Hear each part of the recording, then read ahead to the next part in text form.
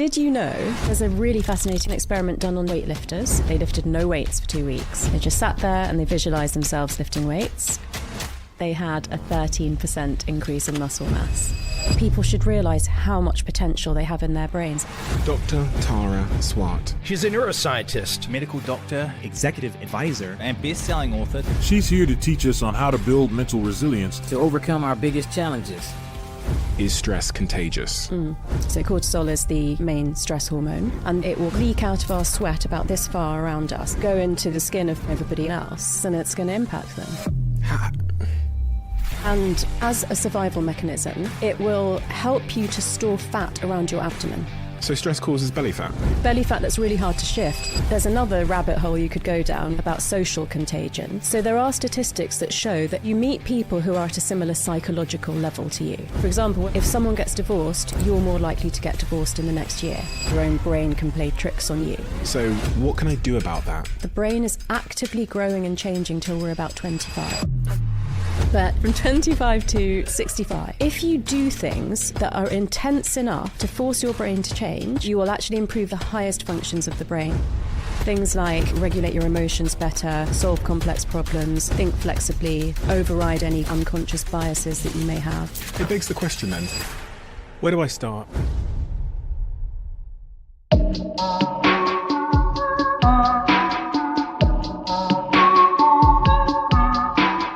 Dr. Tara Swart, what are the sort of existing ideas that your work and what you speak about is confronting? The unhelpful existing preconceptions about the brain, human potential that your work is confronting head on? So the first thing I came up against, because this was around the time of the financial crisis, was the lack of understanding of the brain-body connection. So these high-performing executives were kind of acting like their body was just the vehicle that was moving their brain around from meeting to meeting, and both disrespecting their physical health, but also not understanding that what they were actually really being paid for was to use their brain, and they weren't creating the best conditions for that brain to operate in. And I'm talking about really basic things like sleep and a good diet and hydration and not being sedentary, managing your stress, etc. So, this tiny organ, if it's not in an environment that is giving it the best chance of doing its job, it's not going to, and a crack's going to appear somewhere. And the first time I really kind of had a big confrontation with a bank was when people were dropping dead on the trading floor of heart attacks. And they asked me to work more in my capacity as a former medical doctor to help with the physical stuff. And I said, I can't do that if we don't address the mental and emotional piece, because that's what's causing this. And they just could not get that. What did you want to do with those people in a specific and practical sense? What if you could have, been in charge of preventing them from dropping dead on the trading floor, where would you have started? The understanding that stress, so everything that you're experiencing mentally and emotionally that's challenging, and things like a lot of travel, which is challenging for your body, that raises levels of the hormone cortisol, which comes from your adrenal glands. And that cortisol courses around your blood through your entire body and brain. And the brain has receptors for understanding what's going on in terms of threat to your survival. So in a 24-hour cycle, depending on your age and your gender, there's a normal range for cortisol. So it can go up and down like this. If something challenging happens, we need to adapt and rise to meet that challenge. But when that level is above the top range all the time, these receptors in your brain basically think that there's an imminent threat to your survival. So there's this whole cascade of hormones, and basically cortisol causes inflammation in the body. So inflammation of your vascular system, inflammation around your heart, and everything else, gut and other things. But particularly around that time, we were seeing a lot of heart attacks caused by stress. This was in the absence of high blood pressure, high cholesterol, smoking. It was all stress. I read a study, and I was watching a TED talk that seemed to make the case that stress was somewhat subjective, i.e., it's an interpretation of events. So one can be in a situation where they feel very stressed. You can put a different person in that situation and they wouldn't experience it as stress. Also, I think there's quite a famous TED talk that makes the case that stress only has physiological consequences in the form of disease and inflammation and the heart attacks you're describing if we believe that stress is going to have that effect on us, if we believe stress is bad. It's bad, yeah. I get that. Is that true? So I would define stress as when the load that you perceive on you physically, mentally, emotionally, or spiritually is too much for you to bear. So yes, it is subjective. When I moved into business and leadership, people would use the terms good stress and bad stress. And I found that really difficult, having been a psychiatrist and seeing people actually break down to think that there's any such thing as good stress. But what I have, the way that I've adapted that over the last 10 or 15 years is that there's an adaptive response, which is a healthy response to a challenge. And we have that for a reason. We need that. And that can be a good thing. But that should be a spike. It should go up and it should go back down again. If it stays high all the time, that's not good. My second question now was about the contagion of stress. Once upon a time, I Googled, because I had a thesis, I Googled, is stress contagious? And it came up and it said it was contagious. Is it contagious? In what circumstances do we need to be aware of that contagion? And more importantly, how and why is it contagious? Okay, I will tell you the answer to that, but I'm going to ask you a question first. Have you ever walked into a room with someone and by the time you've left that meeting with them, you just feel so drained? Okay, so yeah, so you know the feeling. So I'll tell you how it works physiologically. I'm going to start with something else to build you up to this story. So did you know that women who live together or work closely together will synchronize their menstrual periods within 2 or 3 months? Yeah, I found this out many years ago and it has completely changed my perception on so many things. Because I have to be honest, I'm a very sort of logical, I need science and evidence. And so I always thought about, physical things. If I can't see it, it doesn't exist. Yeah. It's kind of been my framework for thinking about life. Yeah. And when I heard about that, I checked it was true, found out it was true, and it broke the frame in which I think. Because if there are if it's possible that invisible forces now between me and you are interacting with our bodies, I go, well, then what else is possible? Sorry. I'm already using a certain form of eye contact with you to create emotional resonance. Uh-oh. What have you done to We're me? going to get sidetracked. Do you want to go back to the hormone? What kind of eye contact are you using with me? Tell me. So basically... We'll go back to the hormone thing. We'll park that. We'll park that. It's related. Okay. So when a baby is born, one of the ways that it learns what emotion the mum's experiencing, how it understands its own emotions, everything that grows over childhood and teenage into, pro-social behavior, starts off mostly with eye contact with the mum. So at first they can hardly see anything. They can just kind of see two blobs. And then they start to understand more about micro facial expression changes and stuff. But eye contact with the mum is hugely important. So most people are right-handed. So they'll be holding their baby in their left arm so they can still use their dominant hand to do stuff. And that means that when you gaze at your baby, your right eye is looking into their left eye. And then that interaction that from the optic nerve is going around the brain. It's impacting the amygdala where emotions come from. And it's creating this emotional resonance loop that's part of how the mother and the baby bond. So that right eye to left eye contact is the most bonding eye contact that you can have with someone. Now, you could say, oh, but my mum was left-handed, or you could be left-handed. But, if I'm taking a chance on trying to build that bond with someone, that's the statistically most likely one to create good resonance between you. So you walked in here and you started looking in my left eye? I waited till we sat down. I gave you a hug. You gave me a hug, So all of those little things, they start to... And, we've laughed about a few things before we've come on air. Those are the sorts of things that create higher levels of the bonding hormone oxytocin. So you're more likely to lower your guard, trust the person, take a healthy risk. Like I said, I know that stuff. So I live my life like that. Just want to make sure I've got that clearly in my mind so I could repeat that to someone else later. It's great for dating. Yeah, of course it is. I think we might go down that path a little bit. But the reason that works is because there's this association in our brains that if someone is looking into your left eye, it kind of triggers something, a bonding response that is quite innate in us. Yeah. Is that the TLDR of it? Yeah. Okay. Super interesting. What else? If I'm trying to bond with someone, so everybody listening to this right now, whether they're in work, they're in sales, they're looking for a partner, whatever, it's a nice little trick to look into someone's left eye. I'm going to only look into your left eye for the rest of the conversation. With your right eye. How do I'm just looking with both. Yeah, you feel like that. But once you start doing this, I promise you will notice a difference. Okay. What else? What are the tricks to encourage bonding? Encourage bonding. So physical interaction. Yeah. So, depending on the appropriateness of it, minimum handshake, maybe a hug, maybe a kiss on the cheek, depending on what situation you're in. I do this handshake where we hugged, so we didn't handshake. Many, many years ago, I read an article that if when you shake someone's hand, you put the other hand over the top of it, it creates a sense of warmth and trust. So I've been doing that for 10 years now. Give them my left hand or my right hand, and then the other hand goes over the top of it. Yeah.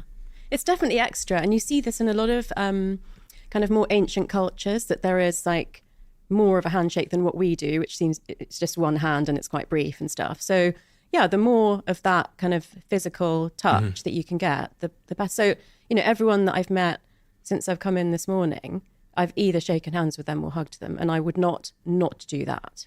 Mm-hmm. Is there anything else in terms of encouraging the release of oxytocin that you're aware of? What are the behaviors that increase that bonding chemical in our brains? Eye contact and touch are the main ones. Okay. Laughing together is another one.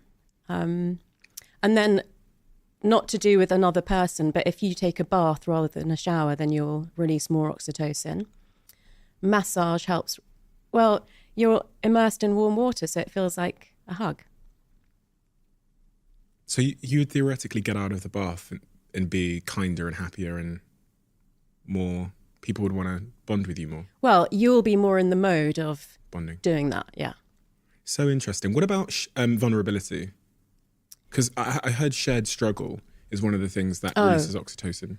Yeah. So going through something not necessarily traumatic, but that's highly emotional, that is very bonding as well. So we see this a lot on the reality shows where people are like, oh, we're going to be friends for life. If you do something like a skydive or a bungee jump in a group, then, you do feel more bonded to those people. But they're not as practical as just the little things that you can do every day. Okay, so let's go back to this hormone conversation. We'll take that off the shelf. So we're talking about stress and the contagion of stress. So we started by setting the scene with the fact that women who interact with each other physically closely, they synchronize their menstrual cycles. And so whenever I want to explain something that's complex, or I don't actually know the current neuroscience, I always take it back to what happened in ancient times. So when we were living in the cave, the men hunted and gathered and lived quite nomadically. So sometimes they would go away for months at a time. And actually, if they went far enough away and were closer to another cave of the same tribe, they would actually just stay there and never return to the original cave. But mostly they would leave for weeks or months and then return to the original cave. And in those days, the most fundamental important thing for the survival of the human species was that the alpha male must pass on his genes. So if he was going to be away for months and he couldn't, there weren't men there to defend the women from predators, maybe there was going to be a spell of the ice age and they would all freeze to death or they wouldn't have food. He needed to make sure that at least 5 women were impregnated with his sperm at the same time. So that if there was a food shortage or there was like stillbirth or miscarriage or whatever, at least 1 out of 5 would survive. So to be able to do that, they had to be fertile at the same time. So that's why that mechanism exists. Now, we don't need that mechanism now, but it's still wired into the way that we operate. So those sex steroid hormones like estrogen and progesterone, they leak out of our sweat about this far around us. And that's why if you're living with another woman or if, you're sitting across the desk every day, then particles of hormone from my sweat would go into through the skin of the other woman. If she's within what distance? I mean, it's not, you wouldn't have to be sitting next to each other. If you live together, then that means you're interacting enough that it would happen. Okay. So particles but not if you work together. If you work together and you sit right next to each other every day, then it does happen too. So, you know, in a small office that's got like 6 girls in it, that the menstrual synchronization will happen. Interestingly, it's led by the alpha female. So, yeah. So you can work out, if you don't know already, who the alpha female is. Well, if you know, basically, let's say my cycles don't change and everyone says, oh, I got my period early, or I haven't had my period yet, but now it's started, then that would mean that probably I was the alpha female. How does the body know who the alpha female is? That will be to do with levels of testosterone. Why does that matter who the alpha female is? Why does it matter that they sync up with her? I don't know if it really matters. I think it's just a case of physiology. So it's a little bit like in the troops of gorillas, the stress levels of the silverback gorilla affect the other gorillas more than gorillas who are peers to each other. So we have a natural hierarchy. It must be related to survival as well. So she was probably the person who the alpha male was going to impregnate first. Probably. So everyone needs to kind of fall in line, because when she starts having sex, they need to be ready. Yeah. Okay. And also it'll probably be to do with things like, you know, survival genes. So it'll be the people with the hardiest genes, because that's what you'll want to pass on as well. Mm-hmm. Okay, makes sense. Most resilient. Okay, so where were we? Stress and contagion. We've done all the hormones and the menstrual cycle So stuff. basically cortisol is a hormone that works in that same way. So cortisol is the main stress hormone. And this one doesn't matter if you're male or female, but it does matter where you are in the hierarchy of the organization, as I just mentioned. So usually in that conversation that I mentioned to you, where you go into a room and you just feel completely drained afterwards, usually the person that comes out feeling drained is less senior than the person that's had that effect on them. And that's why this is so crucial to leadership, because your stress levels as a leader, as a CEO, are going to have more impact on everybody else than the rest of the people put together, basically. So managing your stress is obviously important for you, but it's important in terms of what happens to other people. And the first issue I came up against was CEOs and CFOs that said, well, I won't show them that I'm stressed. I won't tell them what's happening with the numbers. I won't display emotions in front of them. And I said, they're still going to know physiologically. It's going to impact them. So now you really have to do something about it. And the other thing about cortisol, which is quite funny, well, one of the side effects is quite funny, is that as a survival mechanism, it will help you to store fat around your abdomen. So, you know, again, in the cave, if you were potentially going to like not find food for a month, then if you had extra fat around your abdomen, you could digest that and survive till you could find food. So with my clients in financial services, it got to a point where as soon as I walked into the room, they just lift their T-shirt up and say, now you know how I've been in the last month. And then I had a really, really funny incident when I was speaking at a bank, and the CEO's PA was there in the audience. And I was explaining that, you know, leadership stress leaks down, that stress can lead to abdominal fat that you can't shift. And she shouted out, so he's the reason that I'm fat. But Steve, no one laughed. Really? Yeah. And that's when I knew that, okay, he obviously is like really stressing everyone out. Oh gosh, no one laughed. No. Through fear or something, or just because they all just thought it was true? It wasn't funny. It was true. Jesus. So stress causes belly fat? Belly fat that's really hard to shift. So again, what I would see with people is that they would say, oh, I've put on a bit of weight around the middle, you know, had to loosen the belt a bit. So I've started eating less, I've started like exercising more, and I still can't shift it. And again, that's when I would explain this is the impact of cortisol. As long as you're still leaking out extra cortisol, nothing's going to change. So, and like I said, even exercising more or eating better, less or differently, whatever it is, wouldn't shift that fat. You had to get to the root cause. You had to reduce the cortisol. It also made me think about when you consider promoting someone in your organization, you have to be very careful that if you put a particularly stressed, cortisol-leaking individual high in the organization, there's going to be a significant impact for everyone below them. Yeah. Is that accurate? Is that an accurate observation? Yeah, no, that's a really good way of putting it. I mean, I always think of that phrase, what got you here won't get you there, which is more about the fact that people get promoted because they're good at what they do, but they don't really get taught all the, best management and leadership skills. But that's a really pertinent point. If they're a person who is stressed, particularly who suppresses stress, which some of these, successful people do, then it would have an impact down the organisation. It begs the question then. So if someone's listening to this and they go, do you know what, I'm a leaky cortisol person, I'm highly stressed and it's probably getting to people around me, what can I do about that? So first of all, if someone's saying that, half the battle is won. The problem is when people are not aware of that. But let's say you are. So let's say that I give you that list of signs and symptoms that you've got high levels of cortisol, which include things like sleep disruption, because cortisol is part of the 24-hour clock. Melatonin helps us to wake up. Melatonin helps us to fall asleep. Cortisol helps us to wake up. Maybe you've noticed the belly fat. Because of the really strong connection between the brain and the gut, any sort of reflux or indigestion symptoms are often signs that you've got high levels of cortisol too. And of course, things like irritability and mood changes. What I mostly would hear people say is that I can just about keep it together when I'm at work, but when I get home, if my kids are, annoying or my partner's asking for too much, I just snap. So that means you're like one step away from snapping at work if somebody like pushes you too far. So that's not good.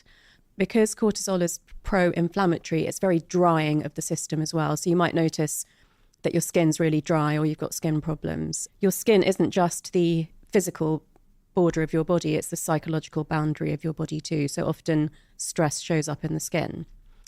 Then there are two main things that you can do. One is physical exercise, because you can literally sweat cortisol out of your body. So you can sweat excess cortisol out of your body by doing aerobic exercise. The other one is journaling, so writing out what's on your mind rather than just let it be in there and keep going round and round. Or if you've got a therapist or a trusted friend, speaking it out loud. So it's all about getting cortisol and or the negative thoughts that are associated with your stress out of your brain-body system. I think this is fascinating. I looked at the back end of our YouTube channel and it says that since this channel started, 69.9% of you that watch it frequently haven't yet hit the subscribe button. So I have a favor to ask you. If you've ever watched this channel and enjoyed the content, if you're enjoying this episode right now, please could I ask a small favor? Please hit the subscribe button. Helps this channel more than I can explain. And I promise if you do that, to return the favor, we will make this show better and better and better and better and better. That's the promise I'm willing to make you if you hit the subscribe button. Do we have a deal? I've had a real revelation in my life over the last maybe 6 months about sleep. Mm-hmm. Again, it's why I said, I think before we started recording, that I don't have any meetings scheduled before 11 a.m. and I sleep with my eye mask on and I just wake up when I wake up. Yeah, me too. Oh, really? Yeah. I've never really met anybody that has that. It is a privilege, I have to acknowledge that not everyone can do because of work circumstances or whatever else. But the importance of sleep. You're a neuroscientist. Yeah. There's a lot of people who have dysfunctional sleep. We live in a world where I feel like it's increasingly difficult to have great sleep. How important is that for the brain? And also, we were talking about stress there, but for containing our stress levels. It's so important. I can't stop going on about it. And I do understand that for some people, it's not a choice, that they just don't sleep well, or their sleep gets interrupted because they've got young kids, or they do shift work. So I'm not particularly talking about the people where there's a reason that you can't sleep in this way. I'm mostly directing this out. If you have a choice, this is the way that you need to sleep and this is why. If you don't have a choice, there are some things that you can do to mitigate it as well. I mean, obviously I have done shift work as a junior doctor in the NHS and I travel a lot, so I'm like jet lagged half the time. Mm-hmm. But I try to do everything I can to make that as good as possible. And the reason is, we've always known that when you sleep, You lay down your memories and new learning, you process your emotions, the cells in the body regenerate themselves. We've known that for a long time. That's never really been enough for these very driven CE level people to want to give up 8 hours a night to sleep. You know, it's, if they feel they can get by on 4 or 5, then they'll rather do that because they've got so much to do. The ideal is 8 hours and 15 minutes in population norm studies. So that doesn't mean it's for everyone, but for most people, that's the ideal.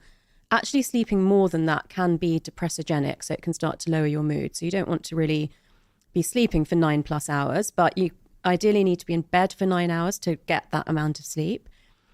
And so there was some award-winning research around 2012 to 2014 when we were beginning to understand how important the cleaning of the brain is overnight. So this entirely new system that we didn't know existed, which is called the glymphatic system. It's like the lymphatic system in your body, but it's to do with glial cells. So it was named the glymphatic system. That system is a very active kind of waterway channel cleansing system of the brain. We used to think that the fluid around the brain, and there's ventricles, which are like lakes, and then there's just like trickling areas that sort of passively dripped through the brain overnight. We did not expect to see like jets of fluid flushing out toxins from the brain.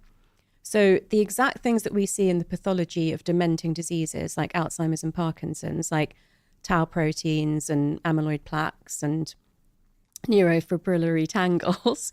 How do you say that in English? Those things are being flushed out of the brain very actively overnight. And that process takes 7 to 8 hours to complete the cleaning. That's why you need to be in bed for 8 to 9 hours. So it takes 7 or 8 hours of restorative sleep, or just being in bed? Just sleep. Not in bed. If you're in bed awake, you're not asleep. You know, you have to be asleep. But you'll go through the different sleep cycles every 90 minutes. This isn't in time with that. This is just taking 7 or 8 hours to flush this stuff out of your brain. So one of the things I do say to people who don't sleep well is, if you find yourself awake at night and you're not lying on your side, turn yourself onto your side, because that's the best position for this cleansing process. I actually have a special pillow that makes me sleep on my side because I wasn't naturally a side sleeper. So it doesn't matter if it's the left or the right, but that is a better position in terms of the veins in your neck than sleeping on your back or your front. So that's one thing you can do. Oh, you woke up, you know, your sleep was disturbed, at least turn yourself onto your side. What is this special pillow? You just bragged about it, then moved on, I feel like. It's a memory foam pillow. Am I allowed to mention the brand? Of course, yeah. We'll make sure they sponsor it before they... It's a memory foam pillow. My one is by Tempor UK. Yeah. And they gifted it to me because I was talking about side sleeping. Oh, really? So yeah, it's great. Okay. I'm a side sleeper. My girlfriend's a back sleeper, but I can't sleep on my back. It's funny because I start on my front. That lasts for 15 minutes because I get bad back at the bottom of my back. Yeah. And I roll onto my side. But I've always wondered if there was, when you look at tribes and our ancestors, how they would sleep. Would they sleep in groups? Would they sleep alone? Would they sleep on their side, their back? Do you know the answers to any of that? I know that co-sleeping is definitely how we evolved from co-sleeping, so in groups.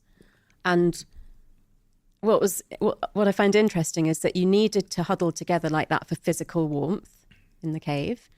But it also, because of that proximity and interaction, you got more of the bonding hormone oxytocin. So you also experienced the warmth of being part of a tribe.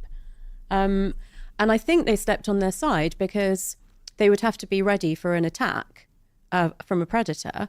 So you'd need to keep your dominant arm ready to, grab something. And most likely they slept on their left because they would have been protecting their most vital organs, the heart.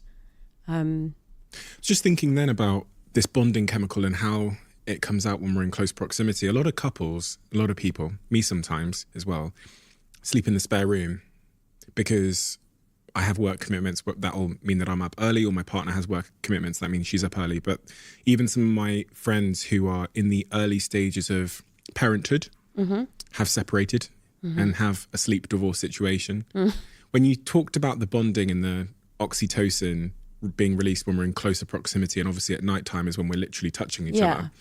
Is it conceivable that by separating rooms and by doing a sleep divorce, we're actually eroding our bonding?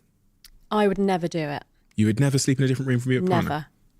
Apart from maybe if there was a young baby and one person had to go to work and one person didn't. That I get, but that's temporary. And ideally, people would find ways to make up for that. I mean, I guess you're in a bit of a love bubble with the oxytocin from the baby at that time, so that is quite neuroprotective.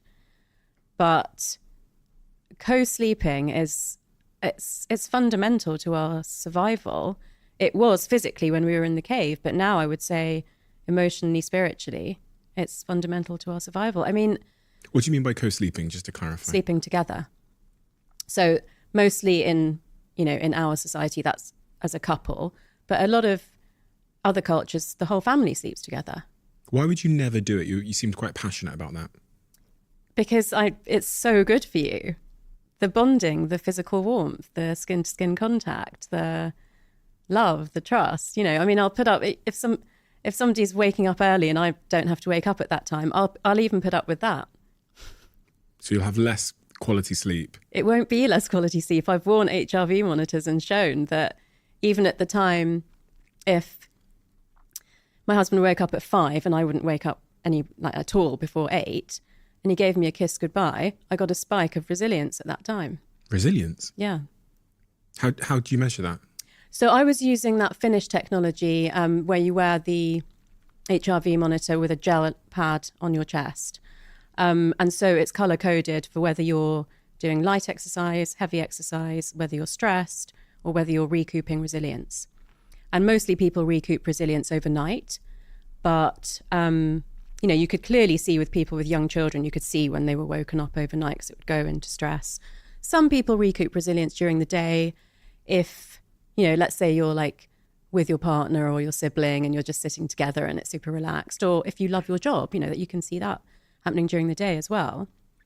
But because I am so obsessed with my sleep, I wouldn't normally welcome any sleep disturbance, but the power of sleeping together and cuddling all night is so neuroprotective that I would encourage everybody to do it if they can. I also know some people who say, I sleep better if I sleep on my own. But we're not meant to survive on our own. We're meant to survive as part of a tribe. And I think now, since the pandemic, people are more lost and lonely and disconnected than ever. If you've got somebody that you can actually sleep with overnight, I strongly suggest that you do it.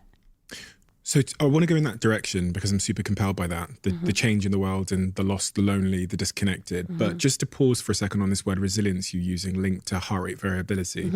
You're talking about like a physiological resilience, like the body being more resilient versus the kind of, when we talk about resilience, we say it in more of a psychological context of like, I can withstand greater stress or pressure. But you used a heart rate variability monitor that measures the distance between heartbeats and saw that when your husband gave you a kiss, your heart rate variability increased, which means that your body was more physiologically resilient. It actually measures both because it compares your heart rate variability to your heart rate. Okay. So it knows if you're exercising because your heart rate has gone up.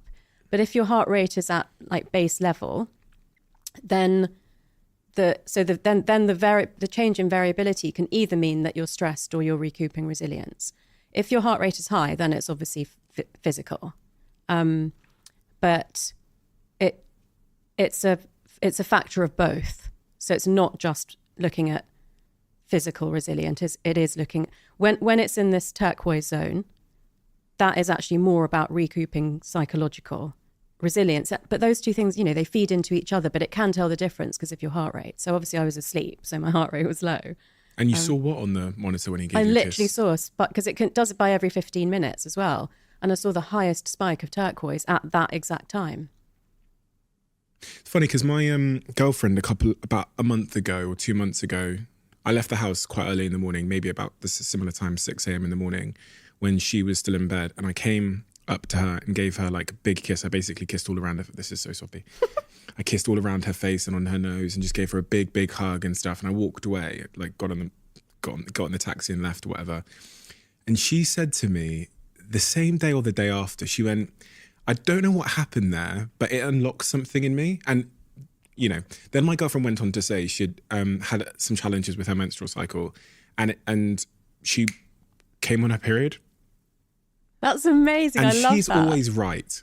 Like, when she says things to me, and she knows this, but I give her a credit, I'm always skeptical because we think differently. She's quite spiritual. Yeah. I'm very like, I need some science. Mm-hmm.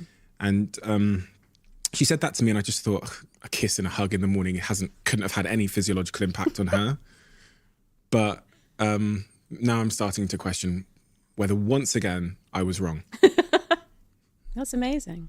I mean, you know, some of these things can't necessarily immediately be explained by science, but if you use your intuition, then you have to ask yourself, and I feel like you are coming around to thinking that could be true. When I'm given a reason, I accept things. If there's even a slither of science that could justify it, then I come around to ideas, but I do need the science. Do you think that men and women are different in terms of their intuition and their ability to, you're smiling, their ability to kind of understand some of these forces that exist in the air? Because my girlfriend seems to be so attuned to feelings and intuition, and I'm less so. Yeah, so let's put it like this. If you had 100 people in a room, 50 men and 50 women, and you asked them to line up in order of height, not all the men would be taller than all the women. In the middle, there'd be a bit of a mixture. And it's like that with the brain and intuition and everything else. So, yeah, there's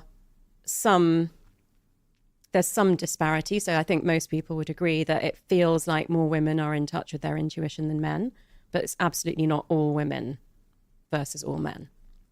Do you believe women are more in touch with their intuition? I think they're more open to accepting that it's a thing.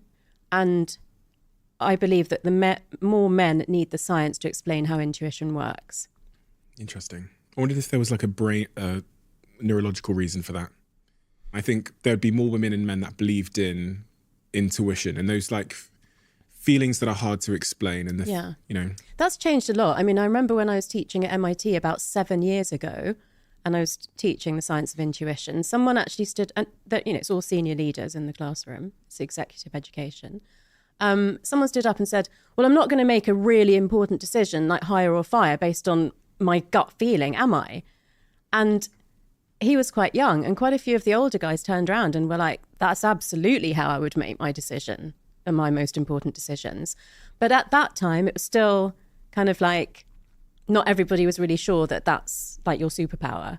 But I think people are beginning to understand more that with age and experience and wisdom, you do understand that intuition is actually your strongest, should be your strongest decision-making modality. What is intuition? So, because you can't remember everything that you've experienced in your whole life, but, somewhere in the neural architecture and in the gut neurons as well, that information is stored because you have experienced it. So maybe you would say that you understand that wisdom and experience is the product of patterns that you've seen repeating in your life that are conscious to you. Intuition is the lessons that you've picked up along the way that you're not conscious of, but they're still stored in your nervous system. And so the less conscious you are of them, the deeper they're pushed into the nervous system. So there's a process called Hebbian learning, named after the neuroscientist Donald Hebb. And that it's basically, neurons that fire together, wire together, but it's that the things that you've learned today, like things that you've learned by speaking with me, that's going to be very front of mind and kind of just in like little pathways that are just kind of connecting up with each other. But stuff that you learned when you were 5, like when you put your hand in a fire and it burnt you and you never ever want to do that again, that's deep down. You're not really conscious of that, but, and other things maybe that you don't recall. So we believe that that wisdom gets pushed from the outer cortex into the limbic system, which is the emotional system of the brain, into the brainstem, into the spinal cord, and into the gut neurons. And that's why they sometimes call it gut instinct, because it's that feeling of knowing something but not knowing why you know it. But it's actually to do with the fact that you have wisdom and experience that it's embodied in you, but you're not conscious of it necessarily. It's quite surprising to hear that those memories, that wisdom could be in the gut. People think of, I think I'm certainly someone who always thought that my cognition, my memories and all of the intelligence exists just in my brain. Your memories and your cognition and your IQ are in your brain, but your intuition is in your brain and your gut. This sounds super stupid, but I don't care. I should just be honest about my stupidity. Where in my gut? I'm like, I thought that was like my stomach. That's where I put the food. Yeah. So, you've got your stomach, you've got your small intestine, you've got your large intestine. Yeah. You have other organs, your liver, your spleen, your kidneys, and they're all innervated, which means they've all got nerves going into them. So does your heart. So, we could have a similar conversation like this about your heart as well, because your heart only knows how to beat because of the nerves that penetrate it. So, this round brain in here and the spinal cord that goes down the center of your back, that gives rise to all of the neurons that go out to your arms, your legs, all of your organs, your skin, which is your largest organ. And so that's how that works, because every single part of your body has nerve cells or, nerve pathways in them. So that's the connection. That brings us back to what I was saying about the brain-body connection. They're intimately connected, and it's a bi-directional thing. They can't exist without each other. And the more you understand that there's that constant feedback going back and forth, the more you can tap into that kind of thing. The more you can know days before you're going to get sick. I bet your girlfriend knows days before she's going to get a cold or flu. Yes, she does. Yeah. All the time. And my clients never know. And as soon as they go on holiday, they're sick the whole week. Why when they go on holiday? Because they suppress it to be able to do their job. And you can suppress illness, or you can just not acknowledge it. It's not necessarily that they had a cold virus that they suppressed, but it's that their body is, the immune system is being run down by the cortisol.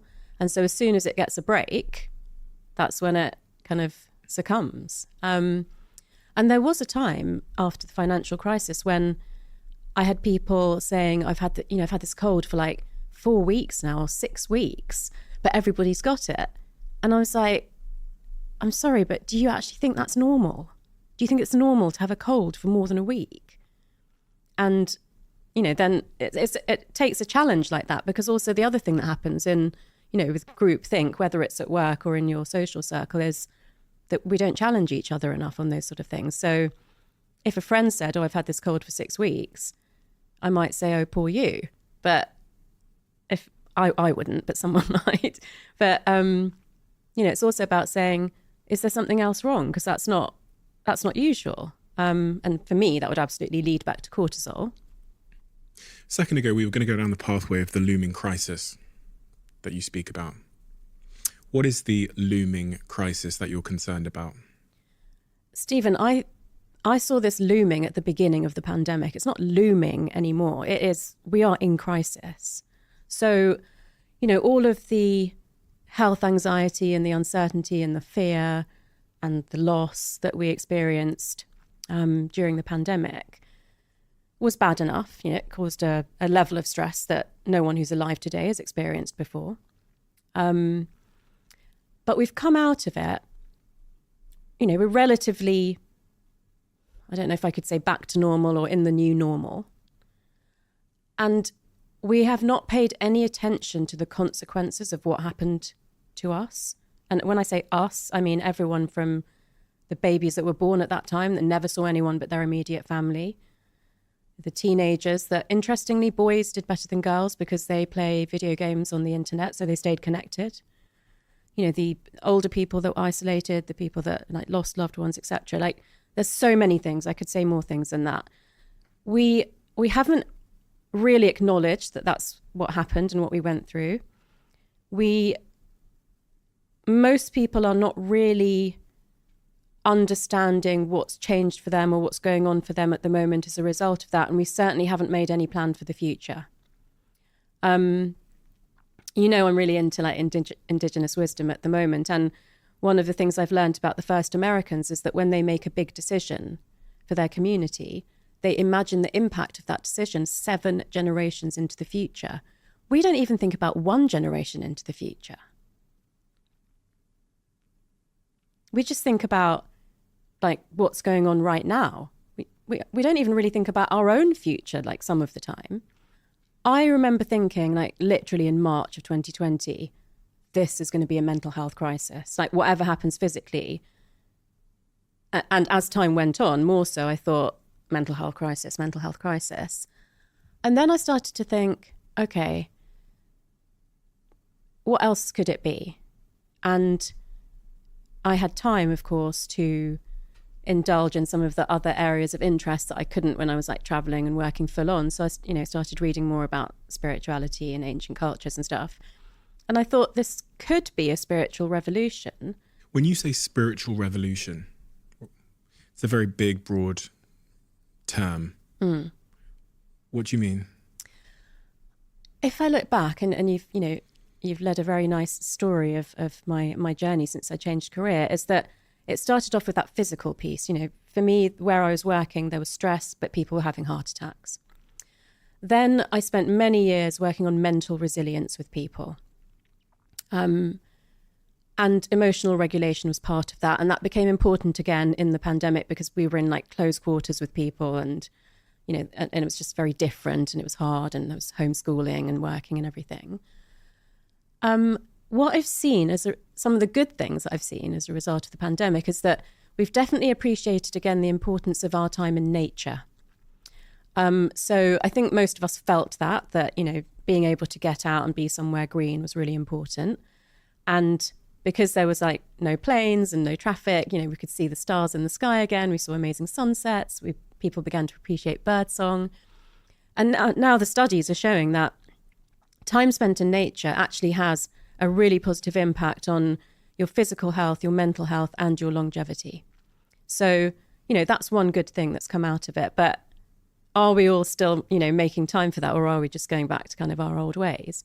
The other things of interest that have come out is that having a purpose that transcends yourself is really important to your mental health particularly, but it will have knock-on effects. So, you could say, well, I do my podcast and I love doing my podcast and I get to meet interesting people and I share that knowledge with others. A lot of that is still to do with self-satisfaction. So having something that doesn't necessarily do anything for you, but gives you purpose in life is really important. And what could that be? That could be volunteering. It could be, for me, like I give out a lot of free information on Instagram and not to try to get work or anything like that. It could be, so, when I say volunteering, that sounds quite big, but it could be like asking your elderly neighbour if you can do their groceries for them when you go to the supermarket. It could be calling up a friend and checking that they're okay. Just something that makes you feel like life is worth living, but doesn't necessarily earn you money or directly improve your life. I've spoken to a lot of therapists who talk about the fact that two of the things we never want to feel is like we're A, different, and B, we're not enough. And I was thinking about that through the lens of our tribes. In the context of a tribe, if I was different, there was a risk of me being kicked off the tribe. And if I didn't feel like I was enough, I again would have a risk of being kicked out of the tribe because I'm not valuable to the tribe. And in the context of what you were saying about serving others, is that again sort of like a prehistoric desire to feel like we're adding value and we are of use to the tribe by serving the greater good of our tribe? Is that where that instinct comes from in us? I love what you've done, which is exactly what I said, which is when I'm not sure of the answer, I'll go back to evolution. Mm-hmm. I always do that. Yeah, I love that. I think I hadn't thought of it like that, exactly like that before, but I think it's true. A tribe, sadly, could not afford to carry dead weight. So if you weren't enough, if you were injured, if you were immobile, if you were elderly, if you weren't contributing, then you might get left behind. And then there's this really interesting new area of research called neuroaesthetics or neuroarts, which is about having some kind of creative activity in your regular schedule. So there's lots of research that shows that if you're not doing something creative once a week, And that could be dance, music, painting, drawing, going to the theatre, reading a novel. So really quite broad. Time in nature actually is included in it. Then, because nature is the palette that we all love. You know, you could have different taste in art or music to me, but all humans love nature because we've always been in that beauty. So the impact of that on your mental health and your physical health and your longevity is huge as well. But even just like every morning, I actually thought of this morning because I wanted to mention this, but I had zested a lemon last night when I was cooking. And so this morning when I went to get the milk out of the fridge, I smelt it because it was in the fridge, and I just thought, that is so beautiful. And so they say things like, you know, if you've put like a bunch of flowers on your bedside table and it smells nice, and that's the first thing you smell in the morning, and then you like look at the beautiful flowers. If you've got objects of beauty in your house, if you listen to birdsong in the morning, that's all neuroaesthetics. It's living a life that is aesthetically pleasing to your brain, and that's good for your health. Why? Should we go back to evolution? Shall I make a guess? Please, that's my favourite thing to do. I think it's to do with safety. So if you were able to spare your mental resources to appreciate beauty, that must mean that you're safe. That must mean that you're not just trying to survive. So it's actually, I mean, we do appreciate beauty. So seeing, smelling, you know, hearing, tasting nice things, it's going to make us feel better.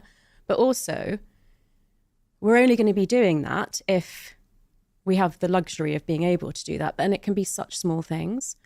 But also what it signals to your brain is, I'm safe because I have time to read a novel, or I have time to crank the music up and dance around my living room.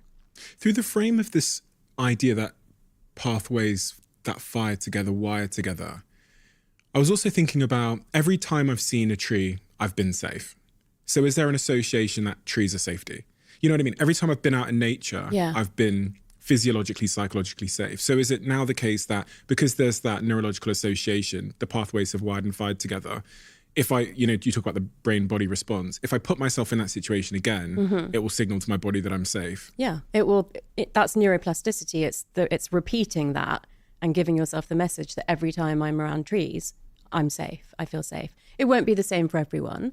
I would imagine that, again, when we lived in the cave, that we naturally did things like looked at the stars in the sky at night, danced around the fire, did cave paintings. So that's very wired into our psyche as well. You know, they would adorn themselves a lot more than we do. So that appreciation of aesthetics has always been there, not just from nature, from some of our rituals and ceremonies as well. And really the conclusion that I've come to with this whole spiritual crisis and then the potential revolution is that all the things that we need to go through that revolution have always been in the world as long as we've existed. And that, to me, is beautiful, because it's not like we have to do some crazy new different things that we've never thought of before. We can... The way that I put it is, we know about generational trauma and intergenerational trauma and epigenetics and how all these bad things can like come down the line. But there's also a lot of beauty and wisdom that's there that we can have access to. It's we don't have to like reinvent the wheel at all. We can just go back to doing the things that we did when we were at peace. It's interesting, but that's not easy to do in the world we live in, because we've built a society and a world where we live in these like four white walls in cities alone. We're more lonely than ever before. We order our food using glass screens. We use pornography as a replacement for intimacy and connection. We use social networks instead of socializing. Internet connection has reduced real connection. How you'd have to like completely redesign society, it seems. You can start with yourself. So I completely agree with what all those things that you've just said is how most people live. But I don't live like that. How do you live, Doctor? I actively try to spend as much time in nature as I can, and I have like a lot of like plants and flowers in and around my house. I am very, very careful about who's in my tribe. So it's positive, meaningful, deep, spiritual relationships. I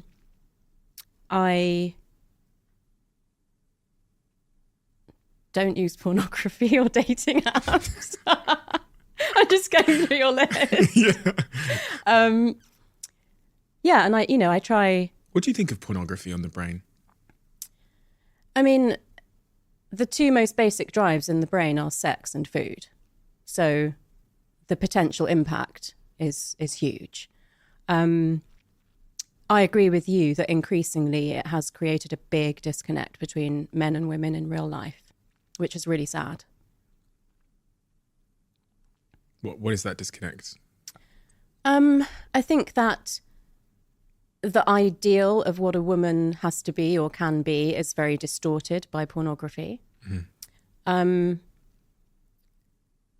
I think if I put together, what I hear from my friends about dating apps with that the way that people feel they can treat others has really, really changed. And I think this has accelerated since the pandemic as well. So this real lack of empathy for the consequences of your actions and comments on other people.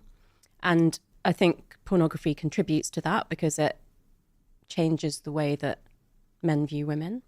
I think the impact on women in terms of what you have to look like how much plastic surgery you have to have, what you've got to be prepared to do in an intimate relationship, or actually the biggest issue I would have is what you're expected to do when you're not even in an intimate relationship, just when it becomes more of a transaction, when the rules have changed about, again, what I hear now very commonly is, oh, well, we've been on 3 or 4 or 5 dates or whatever it is.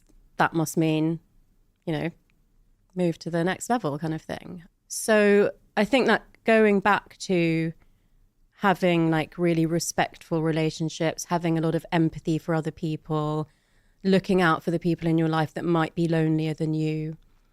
When I say, I absolutely do not have my phone in my bedroom, but when I say limit screen time, that is a difficult one because we all use our screens for work and to communicate with our friends. But there are studies that show the amount of time you spend even communicating with friends online versus face-to-face has all sorts of impacts in terms of how socially comfortable you are, how empathic you are.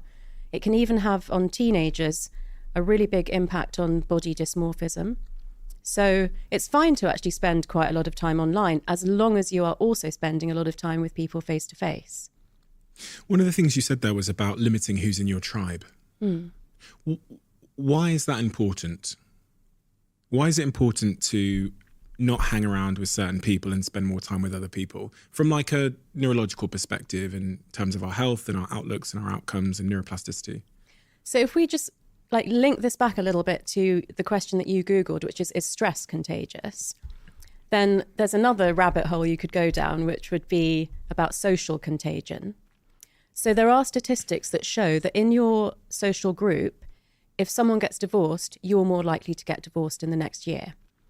If someone in your social group is obese, you're more likely to become obese. Now, I'm not absolutely not saying don't be friends with someone because they got divorced or they put on weight, but I'm talking more about the attitudinal stuff. So how you treat other people, how kind you are, how generous you are, how open you are to conversations about intuition or spirituality. Basically, you meet people who are at a similar psychological level to you. And so we're always working on ourselves, hopefully. And you want to be with people, if you are, then you want to be with people who are growing too, who are open to challenge, who are learning, who are interested in exploring spirituality, who care about their mental health and other people's mental health. So it's really about, having this circle of trust and knowing that you've got support, but equally that if you do something that's really not okay, that somebody's going to tell you. You mentioned the word earlier, neuroplasticity.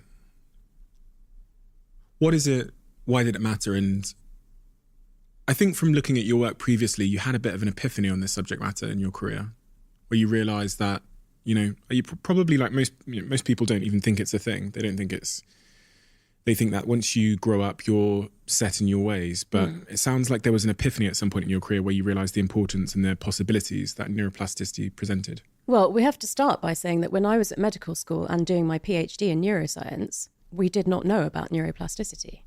So we absolutely thought that when you physically stopped growing, that everything in your brain was set for the rest of your life, that you couldn't change your intelligence, you couldn't learn to manage your emotions differently, that it would be much harder to learn new things.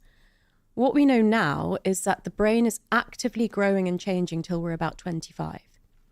And Fuck. I missed it. no, you didn't. You didn't miss it. You didn't I'm miss 31. I know I look 24, but it. You didn't miss it. So from 25 to 65, and I would say even beyond now, if you don't do anything to change your brain, it will tend to plateau. So, if you're in a job where you do the same thing every day and you're pretty good at it, you could stay like that for the rest of your life. And that is fine for some people. If you do things that are intense enough to force your brain to change, then you can basically, learn lots of new things, but also get what we call global benefits in your brain. So let's say you decided to learn a new language. Maybe you'd learn Portuguese or French. have you spoken to her? Have you spoken to her? No. That just felt it feels like, when someone says something to you and it feels like they've already had a conversation behind your back because it's so on the money. No, I actually have a deal with her this year that I'd learn Portuguese by the end of the year, and we're in September now. And I know 6 words. So that just felt a little bit close to home. So let's move on. So that's great. So you have actually a reason to learn 1 or 2 languages. If you do that, your brain will not only get the benefits of being able to speak French or Portuguese, but you will actually improve your executive functions. Now, these are the highest functions of the brain. Things like being able to regulate your emotions better, solve complex problems, think flexibly, think creatively, override any conscious or unconscious biases that you may have. These are great benefits to get from actually just doing something like learning a language or a musical instrument. And it can be smaller things like travel, interacting with people who've had a different life to you, cooking something new, taking a different route to work, reading a newspaper or a magazine that's very different to what you normally read. Doing a podcast? Well, you do this every day. Yeah, exactly. Yeah, so it's not inducing neuroplasticity in your brain, although you're But I'm learning meeting new different things. people. Yeah, you're meeting different people, you're learning new things. But it's probably not what we would call attention intense enough Really? to actually be shifting pathways in your brain. Oh. So having all these conversations isn't like expanding my... It is in terms of the facts that you're learning, Yeah. but your actual process of, finding a person, doing a bit of research into them, meeting them, having a conversation with them, being good at asking them certain questions, that's a very natural pathway for you. So, you're getting better and better at it, but that's not a new big change in your brain. So what... Okay, right. So I think when people hear about neuroplasticity, when I first heard about that it was even a thing, it was a revelation that we could do things to change our brains. What is it that people typically want from neuroplasticity? They want to be someone else in other ways. They want new habits. They want new ways of thinking. They want to stop being a negative thinker or an overthinker in certain situations. If I wanted to stop being an overthinker or a negative thinker, or if I wanted to, there's certain habits we all have and that I have in my life that I'm like, I just feel like it's me now. Yeah, like procrastination. Procrastination shows up sometimes. I'm just saying that because of not learning. Yeah, who have you spoken to? I'm joking. No, I don't procrastinate too much because I don't really have a choice these days.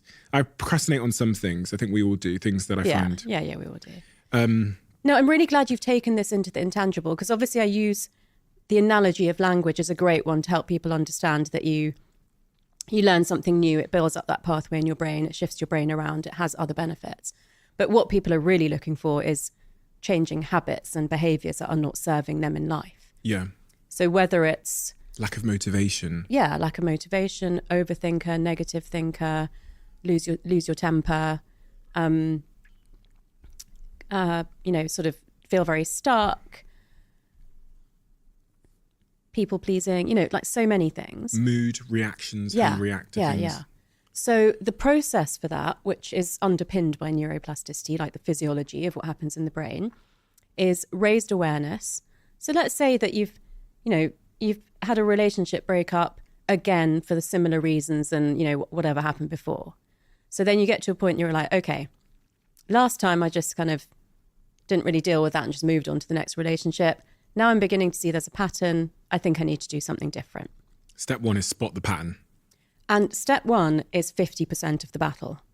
So, once you know, okay, this is a thing that I think or I believe or I do that comes out with a result that I don't want, that is half the battle. So once you've done that, you don't try to change anything straight away. The next stage is called focused attention. So you look around in your life, at work, in your personal life, in sports, if you play sports, with different types of people and through your past. Where are the times I've done that? What triggers me into doing that, or what pushes me into doing that? Let me give you an example so we can work through these steps with an example. Got a friend in my life that repeatedly dates people who are married or in a relationship. Oh. And it ends how you'd expect it to end, in her heartbreak. Yeah. But it's this spiral she's on. Yeah. So step 1 would be becoming aware of this pattern. You're dating people that are in this, for some reason So in this case, that is obvious. If you're getting into relationships with people who are already attached, you're aware of that. What I would want to dig into with her is what it is that she believes about herself that makes her think that that's okay. And I'm imagining already that there must be a level of self-worth that has struggled, and maybe there's something in her childhood that's caused that. But you'd only do that if you didn't believe that you deserved someone of your own. So that's the kind of conversation I would have with someone like that. I would probably ask her, what goes through your mind when you decide to do that again? And she would say something that she's conscious of thinking. I would want to dig below that and ask what it is that she believes about herself that makes her think that. So that's quite an important part of the raised awareness, is getting below the thought into the belief. Next step is, well, certainly if she's got a history of this, is, maybe in journaling, acknowledging, writing down, okay, this time that I went out with someone that was, kind of engaged in a relationship with someone else, or this time I had an affair with a married man. What happened? That decision-making process, the point from which you agreed to get into that, what was the consequence? So really, that's the focused attention, marrying together that decision with the consequence. One of the things I say is you are basically the sum of every decision that you've made in your life. That's who you are. So once there's a bit more understanding and attention around what causes that and how it happens, the next stage is deliberate practice. So the first challenge is going to be the next time she meets a man who's not available. And she may not yet be able to say no to that. She may have to make another mistake, but she'll make it armed with all the knowledge that she's got now, and she'll see it for what it is. Or she will be able to say no to that man this time.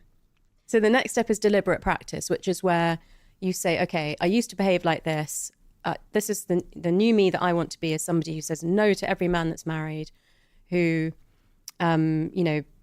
replaces every negative thought with a positive thought, or whatever it is that you're working on. You then look for scenarios to practice this new behavior.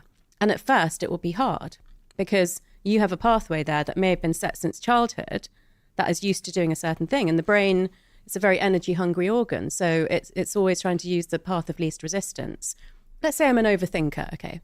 And you're asking me these questions and I've got this voice in the back of my head saying, why is Stephen asking me that? What's he trying to get to? Is he trying to trick me? What I would try to do is silence that voice in my head and say, okay, in this podcast with Stephen, I'm going to focus on him. I'm going to take his questions for what they are, and I'm going to speak from my area of expertise. I'm not going to worry about that other stuff that, can go on in my head. And let's say this time I managed to do that 50% of the time. And then I go and do another podcast next week and I manage to do it 75% of the time, and so on. Eventually, this new pathway that I've been building will become stronger than the one that I had before.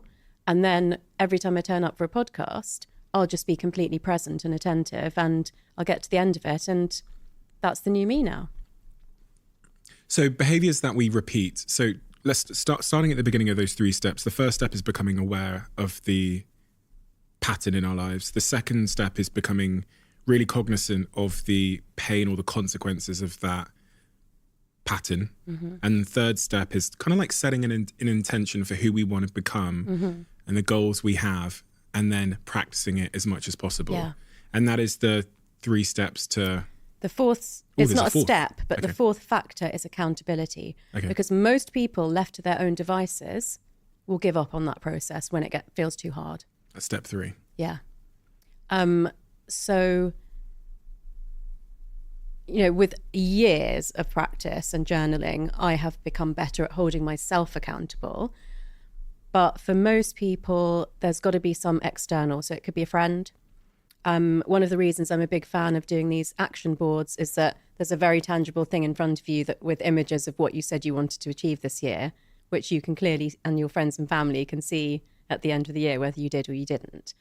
And, of course, you can have an actual like professional person that is there, like your language teacher, to hold you accountable to... We're going to have to edit this out because you really are pushing this. You've got an agenda here. I've been really... You talked earlier about, just a second ago, about how when you're trying to create a new pathway, if there's an existing one that is very well established from your childhood, it's increasingly harder. So I've always been unorganized. I grew up in a home that looked like an atomic bomb had hit it. Yeah. It was just a shit show inside. It was an absolute mess. So that habit of just being messy is quite well established. The pathway in my brain of being messy is well established. Yeah. But more broadly, I'm thinking here about trauma and how trauma looks in the brain. When we've had really traumatic early experiences in our life, or in the context of my friend, we might have learned that we're not deserving of someone, or we're not worthy, or we're not enough, or we're different. That might be a really well established pathway. Doesn't that suggest that there are some behavior patterns that are just practically immovable, practically unchangeable? I don't want to say yes to that, but what I am going to say is we've moved away from using this term hardwired, which kind of means like it's there forever. And we talk about soft wiring now because of neuroplasticity. I know people who have been through incredible amounts of trauma. There's going to be an example coming up on my podcast soon, who has done so much work on herself that she's really in a beautiful place as a psychologist and a Vedic astrologer, helping other people learn to deal with their trauma. So there's a lot that can happen. She was clearly a very resilient person and got herself educated. Some people deal with the consequences of trauma for the rest of their life, and it runs their life, and it's sad. You may not be able to deal with every single thing that you've experienced or the full extent of what you've experienced, but I do believe that there's a lot that everybody can do. Earlier, you talked about generational trauma and epigenetics, is what you said. What are both of those things? The first time I heard about generational trauma, I thought it was like woo-woo, fluffy, hopeful, like wishful think, like a nice way to blame your ancestors for the way that you are. That's when I first heard about this concept that you could be passed down trauma from your parents or your grandparents. It just seemed like it couldn't possibly be true. Yeah, I know. I mean, it's a relatively new area of research. So I'm actually going to separate this into a few things. So generational trauma, and you can look this up, is related to specific times of acts that were placed onto particular marginalized groups. So like first Americans, slavery. There's in Asia, there are some particular groups that were treated in a certain way. And that is, so the impact of generational trauma is when something happened to one generation, there's a psychological spillover, and it can be something to do with you always feel isolated, or you always feel lonely, or you always feel at the margin, or you always feel left out. That's because a whole generation were treated in a certain way, and that has an impact. Intergenerational epigenetic trauma is about how some external event actually changes the expression of your genes. So we have a genotype and a phenotype. The genotype is your DNA. It doesn't change, but the phenotype is which bits get switched on and switched off. The most famous examples of this are the Holocaust and the Dutch famine, but there are other examples. And we are sufficient generations away from that now to have seen 3+ generations changes in the stress responses. And it's not always bad. So sometimes people are more resilient because their grandparents or great-grandparents went through something terrible. Sometimes people are more anxious. And it's hard to know necessarily why things might go one way or another. I always say to people that you aren't born with the genes that your parents had when they were born. You're born with the expression of the genes that your parents had around the time of conception. And then, of course, your mother's stress levels through the trimesters of pregnancy. And this isn't meant to blame anyone for what happened in the past or how stressed they feel when they're pregnant.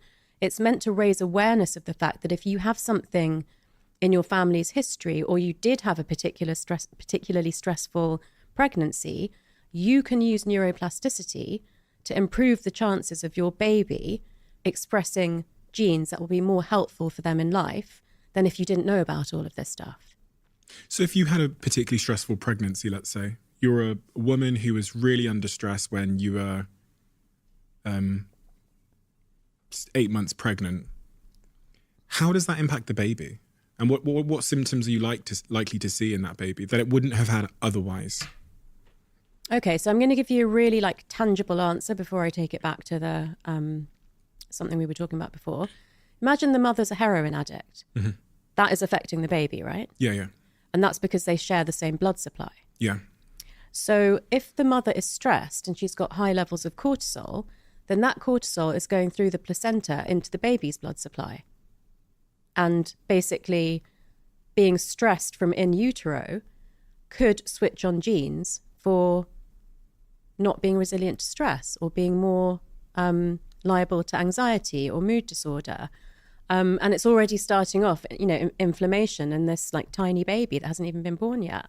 I know that sounds terrible, and I really don't want this to come across like all mums have to be completely zen and never get stressed, because that's just not reality. But everything that you can do, of course, to manage your stress during pregnancy is helpful. But then completely understanding that if your child then starts to show any symptoms of anxiety or, inability to manage their emotions after an age where they should be kind of able to do that, you can introduce them to meditation. You can sit with them and talk to them about their emotions and how they're feeling. There are lots of really great books and videos that you can use to educate children about that kind of thing. I always say knowledge is power, and unfortunately, difficult things can happen to people in life. But every time something like that's happened to me, I've gone down a rabbit hole of, okay, what can I find that can help me to overcome this and be better? I was just thinking about, as you were talking about grief and the brain, the relationship between, what happens in the brain when we're experiencing grief and stuff. I was thinking about grief and heartbreak as strong emotions. So many of us, including one of my best friends, is recently grieving a relationship he's lost. And I've got another friend that's lost someone in their life who's passed away. And it's such an all-consuming force that seems to be resistant to advice. I just wondered if through your work you'd learn anything about grief in the brain and heartbreak in the brain. Yeah, so I think there's so many versions of grief that we've seen, particularly in the last few years, which is loss of sense of self, loss of someone through a relationship breakdown, and loss of someone through actual death. And it's interesting to hear you say, as a caring onlooker, that it's something that's so overwhelming and resistant to advice. I strongly believe that to ever heal from grief, you have to go to the bottom of the hole. And however you do that is not something that anyone else can comment on. I think if you are doing things like throwing yourself back into work or partying too much to avoid it, that's not right. But if somebody has to go somewhere emotionally to deal with grief, they've got to be supported and allowed to do that. And then maybe at times gently nudged in terms of how are you doing? Is it are you feeling any sort of like healing or resolution or understanding or acceptance. I do think, particularly with grief, that if we haven't been through something ourselves, it's really hard to imagine how bad it is, even though you might, care very deeply. What makes you think that? What makes you think that you have to go to the bottom of the hole? Because I think we are very avoidant emotionally.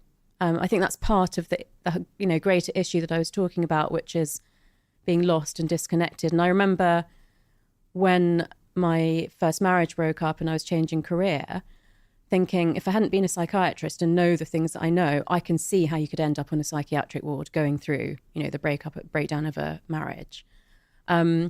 So all I'm trying to say, I'm not trying to say you have to feel terrible. What I'm trying to say is you have to process all the emotions and you kind of have to surrender to it a bit, because if you try to gloss over that, it will come back and bite you later. And I've seen many stories of that happening where people, did really great things like write a book about it or, shower all of their care and love and attention onto other people, and then eventually found that they hadn't actually dealt with their own emotions. So when I say go to the bottom of it, I don't necessarily mean feel really terrible. I mean process all of the emotions fully, because then you can actually heal and at some stage move forward. It doesn't mean you forget, the person or what happened. But if you try to gloss over it, I think it's dangerous, because it's such a deep emotion. It's such a facing of your own mortality.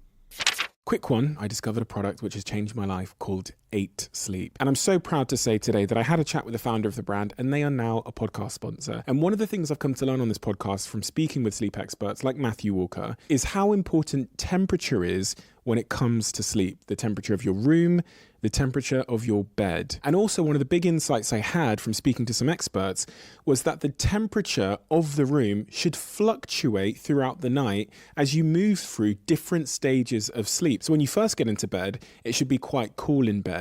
It should then get a little bit cooler, and then the temperature should increase near the end. And that is a reflection of what would have happened in nature once upon a time. You've probably come to learn that I have sponsors on this podcast that I use and products that I love. My sponsors should be a reflection of the conversations I'm having, but also a reflection of what I'm using in my life. So to celebrate them being a new podcast sponsor, I always want to get a discount for you guys, and I've got one. Go to 8sleep.com, which is EIGHT sleep.com/Stephen, and if you do that, you'll save $150 on the pod cover that I have on my bed, the one I'm talking about. Grab your pod cover, send me a DM, and let me know how you get on. As you may know, this podcast is sponsored by Huel. If you're living under a rock, you might have missed that. I've come to learn over time, not all of the products they have are for me, but the ones that are for me have really, really changed my life in a profound way. All of the products are designed for different use cases and different people. For me, as you'll probably know, the ready-to-drink bottles are a staple of my life at the moment, and they have been for many, many years. But for a lot of other people, they have the hot and savory, which is a 5-minute hot meal that's nutritionally complete and contains all the good stuff that all Huel products contain, which is the 23 vitamins and minerals and the wonderful balance of sort of nutritional completeness. And then you have the bars as well. If you've heard about Huel on this podcast, you've heard me talking about it a lot. You're aware that I'm an investor in the company. You're aware that I'm on the board of the company. And you're not sure where to start, I would highly recommend starting with the bestseller bundle. Basically, we'll send you a package in the post containing all of the favorite products that people love. And then you try them all and stick with the ones that really, really fit you. The link is in the description below to try the bestseller bundle. In your book, you talk about the mechanisms of neuroplasticity. What are the mechanisms of neuroplasticity and the 3 factors that have the biggest impact on changes in the brain? So the first one is myelination, and anyone who does a lot of sport who repeats a certain, weight training will understand that that's what's happening in their muscles. When I said, you come here pretty much every day and you sit with someone and you interview them and you're really great at asking questions, that's like something you're super good at, that because you repeat it, it becomes like a superpower. And that means that what's happening there is myelination. So myelin is a fatty substance that coats some neural pathways, and those pathways become fast pathways. Now, there's a reason from evolution why we have some fast pathways and some slow pathways. And the reason is that if you put your hand in the fire, your reflex to snatch your hand out is a fast pathway, but your pain reflex is a slow pathway, because if you were incapacitated by pain the minute you put your hand in the fire, you wouldn't be able to get away from it. one of the mechanisms of neuroplasticity is becoming even better at something that you're really good at, and that's happens through myelination. The most common one, which is something that you're quite good at, but if you had loads of time, you could become really good at it, but you maybe don't have loads of time, happens through synaptic connection. So that's the one that can feel like quite hard work, but if you put in the effort, then you can change your brain. So that means that neurons that already exist in the brain connect up with each other and start to form new pathways. And the third mechanism, which doesn't happen a lot in the adult brain, but it does happen around the hippocampus because we do lay down new memories in life, happens a lot in children's brains, is called neurogenesis. And that is little embryonic nerve cells that float around in the brain actually becoming fully formed nerve cells, neurons, and connecting up through synaptic connection and maybe getting myelinated.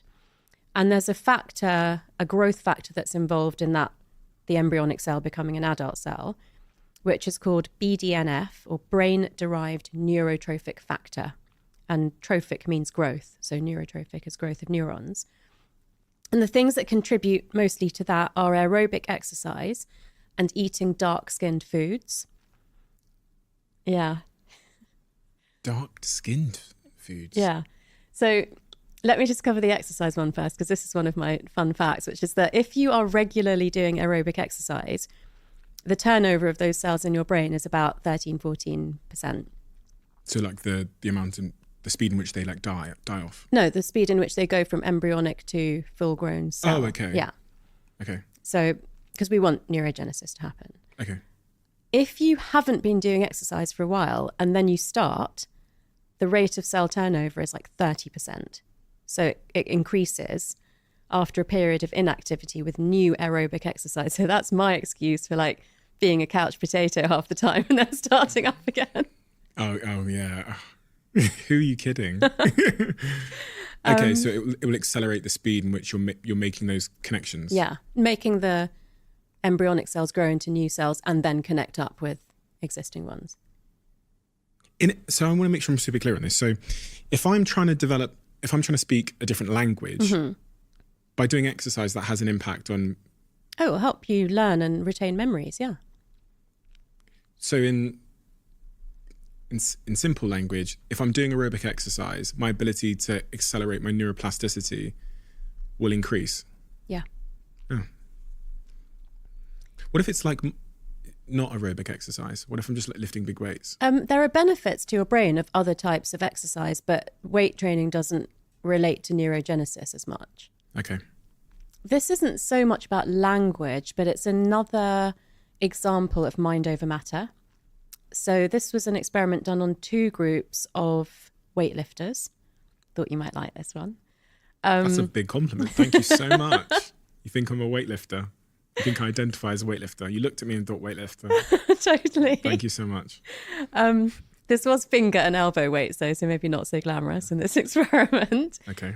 So one group lifted finger or elbow weights. I think this was a 2-week study, and they showed, I think it was about a 40% increase in muscle mass of the targeted muscle group for those weights. Their counterparts only imagined lifting weights for 2 weeks. They lifted no weights for 2 weeks. They just sat there and they visualized themselves lifting weights. And they had a 13% increase in muscle mass. Interesting. So we can tell our brain to grow muscle.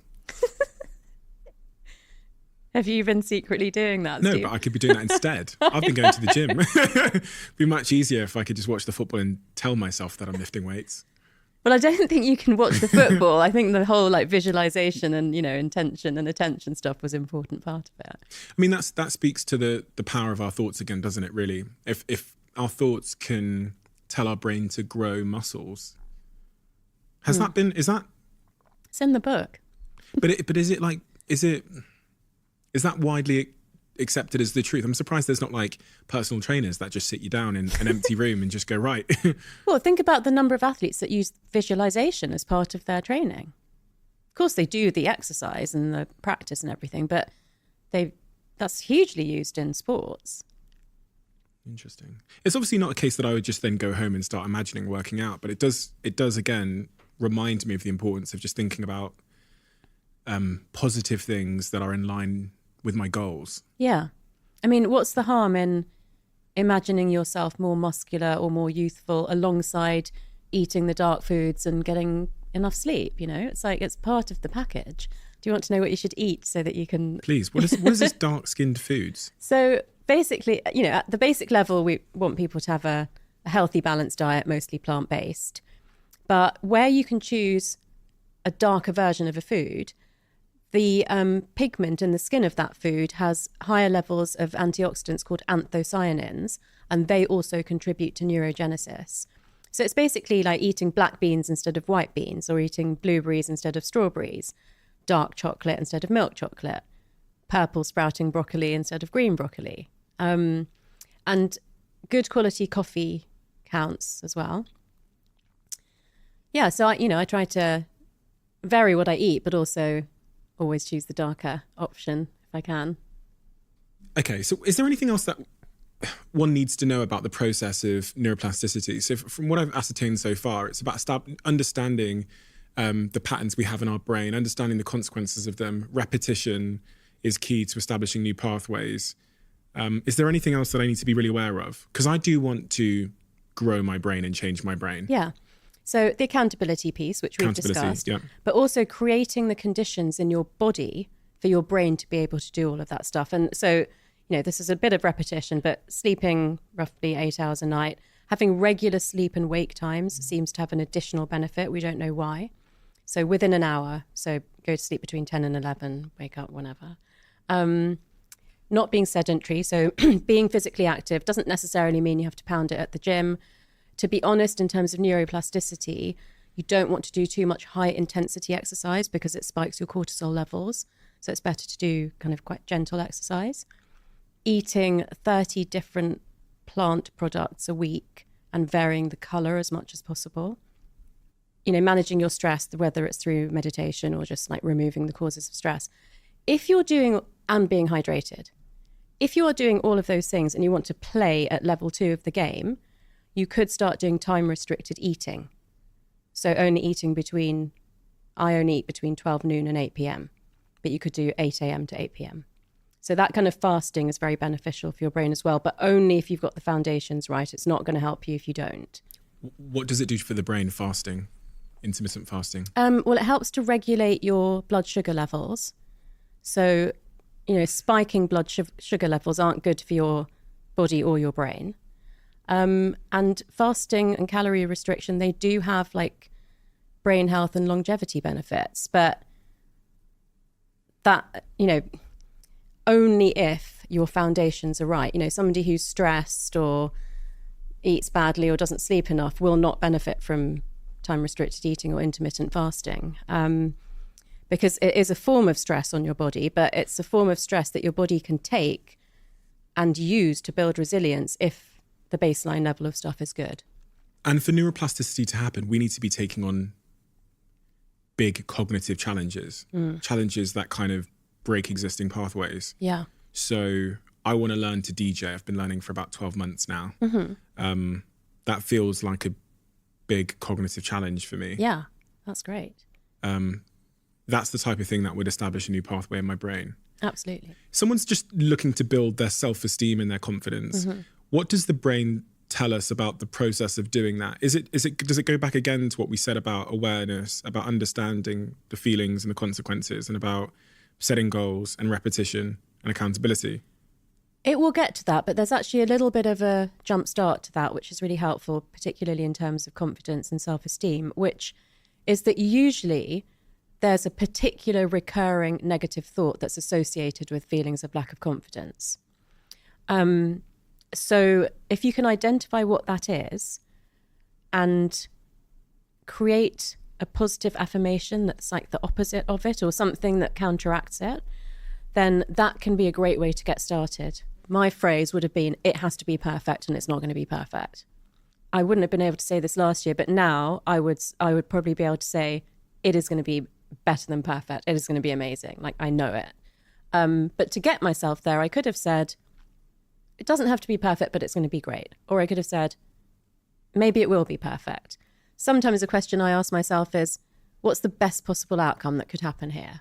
So it's changing your language in your mind about the things that you think. So that's basically metacognition, which is that you can understand your own thinking, and then reversing that narrative quite strongly, even if it doesn't feel like it's totally true, and just repeating that so much that you start to wear down that other pathway. Does language really matter? The language we say to ourselves and say to others? Yeah, it really matters. Yeah, how we speak about ourselves. How do we know that matters? I mean, it's neuroplasticity. If you're repeating something in your mind or out loud, then if that's being repeated more than another statement, it's the one that your brain's going to believe. So we can trick our brains effectively by saying something else to ourselves repeatedly. Because there's this whole movement in, the personal development community which says you just kind of look in the mirror and you say to yourself, like, I'm beautiful, I'm attractive, everyone's going to love me, I'm going to be rich. And I've found it hard to get on board with that train. Yeah. That one... Because I know I'm bullshitting myself. In my subconscious or whatever, I just know if I said those things, I'm not saying about myself, but saying those very, very far away things, I just think my brain is smart enough to know that I'm bullshitting myself. Yeah, I think there's an element of reality to it. So there's a few things there, which is those particular things that you said are very shallow.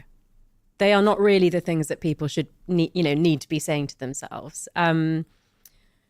What I find, and I picked this up from a podcast with Lewis, is he said that sometimes he would just say to himself, I'm safe, I'm okay. And actually just sometimes saying to myself, I'm safe, that's what I need to hear, not I'm beautiful and I'm amazing. That does feel like, A, it's the kind of thing that everybody probably wants to say. B, it's not addressing the underlying issue, is it? It's not addressing, and I'm going to be rich. I mean, that's the worst one, because you actually have to do stuff to make that happen. You can't just say that. So I think finding the stuff that you need to say to yourself that is not to do with social expectation or parental expectation or, social group, what everybody else is doing, like what you really want to know for yourself, that's going to set you up to be able to go out into the real world and do the stuff that you need to do to get the other things that you want. There you said, you can't just say it, you have to go out and do it. Now, when people hear this term manifestation, it's highly associated with just kind of saying stuff or thinking stuff.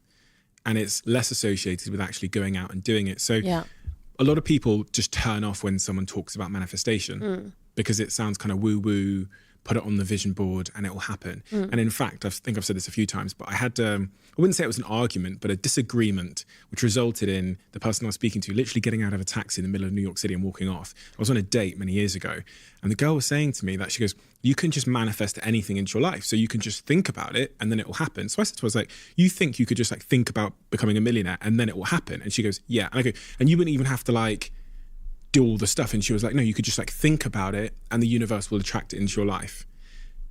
Do you believe in manifestation? And if so, what form of manifestation? And how is that supported with neuroscience? So I believe in manifestation based on your brain. So your thoughts, your beliefs, your actions. So where I've called my book The Source, I have said your brain is the source of you being able to attract everything that you want into your life. So I sat down one summer and I researched the laws of attraction and just looked at whether I could explain them through cognitive science, which is psychology and neuroscience, and I could. So I was kind of like, oh, I'm onto something here.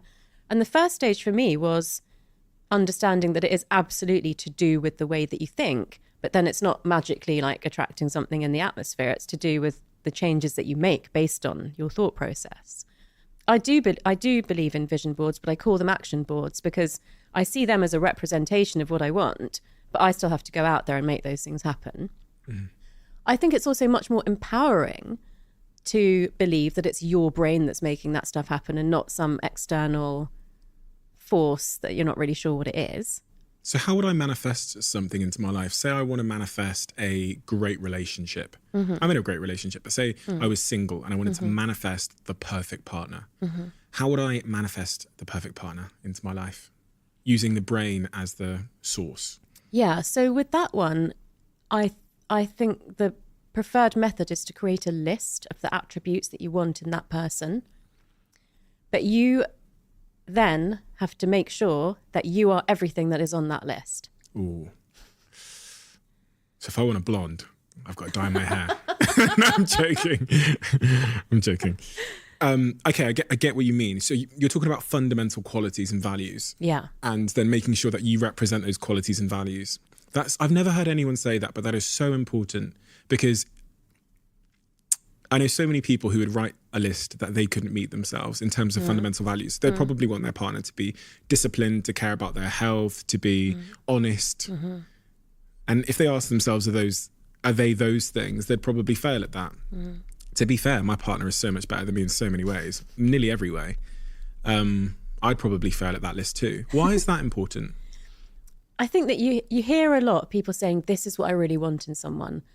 But you never really hear people saying, I've really worked on myself and this is what I believe I have to offer. And so psychologically, you meet people at the level of psychological evolution that you're at. But equally, on the sort of flip side of the coin, you meet people at the level of psychological wound that you have. So to be in a balanced relationship with someone that's really great, you've got to be bringing something to the party. I mean, no one's going to go out with you if they're really amazing and you're a drag. But drags want amazing people. And this is the problem, right? It's true, right? I guess so. Are you scared to say it? Like, when I was at optimal drag in my life, when I was the most a drag in my life, I attracted drag people, but I wanted amazing people and I could never get them. Yeah, but I feel like with you, that was part of your journey of knowing that you could become an amazing person. I believed I could. Yeah, exactly. So you got an amazing person once you did the work that took you out of Dragsville. Amen. Okay, so that's super interesting. So make sure you are the things on that list, because we'll rise to the level of our values and we'll fall to the level of our wounds. Yeah, I love the way you put that, but also that, you know, what you have to offer in a relationship is just as important as what you want out of it. And I don't know, as a society, we just don't really seem to think about it like that. There's actually a note in my diary where I wrote, people who focus on what they want don't typically get what they want. And people who focus on what they have to offer typically get what they want. That's amazing. That's like basically the same thing. Yeah, I literally just parroted it off you, plagiarized it. No, but it is in my diary, and I posted on my Instagram story a while ago that it was just an observation to me in business when you hire people, the people that are focused on like, can I get a pay rise? Can I get a pay rise? Don't typically get the pay rise, but the people that focus on what they have to offer, they're the ones that you give you promote and you give the pay rise to, because they're focusing on the most important thing, which is, I think, over prolonged periods of time, not always in the short term and not always in every case, but life will eventually give you roughly what you deserve. Over a long term, generally, for most people, not always. Yeah. Because there's going to be someone that says, Yeah. So you can't what about me because I've presented the caveat. But generally, that's what I've observed. And I've seen people cheat the system. I've seen people get a little bit further ahead than their talent or their value. But life has a wonderful way of bringing us back to the level of our values. And you said it in relationships. Life will drop you to the depth of your wounds or to the height of your values. So really, if you want to find a sustainable way to get what you want in life, it's to do that work on what you can offer other people. Yeah. And as you were speaking, it made me think that actually, let's say if I was constantly like, oh, you know, I want this pay rise, I want that man, that's got to be a cortisol inducing state in your body. But if instead of that, I'm like, what can I do for Stephen?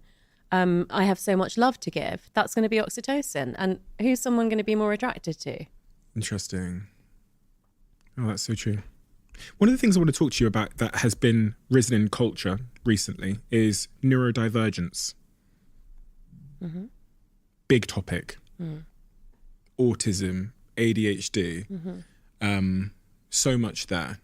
I had a mother send me a voice note the other day. Her child has just been diagnosed with autism, and she's really struggling with it and trying to understand what it means and where it came from and was it hereditary. And there's so many guests on my podcast have talked about the rise in diagnosis of ADHD and is it something that we are causing by the way that we choose to live our lives? When you, and from an understanding of neuroscience, what is neurodiversity and what are causing it and what is curing it?